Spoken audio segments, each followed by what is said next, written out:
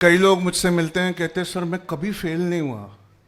तो मैं उनका चेहरा बड़ी बड़ी ही संजीदगी से देख के सोचता हूं कि इसने जिंदगी में कभी कुछ नया ट्राई नहीं किया।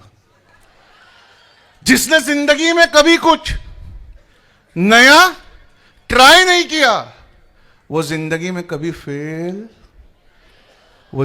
कभी फेल उसने एक अच्छी नौकरी की।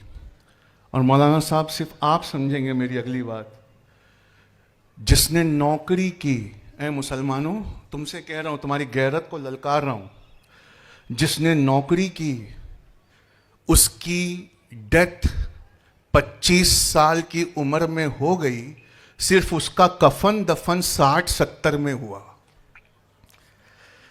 यह बात की गहराई बच्चे समझ नहीं पाएंगे। जिसने नौकरी की उसकी डेथ 25 साल की उम्र में हो गई, सिर्फ उसका कफन दफन 60 या 70 में हुआ। उसके जीने से किसी को कोई फायदा नहीं हुआ।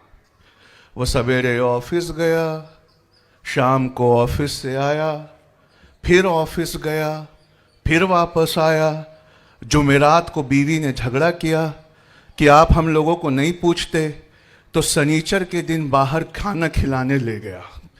बस यही उसके 60 और 70 साल की जिंदगी का हिसाब किताब है।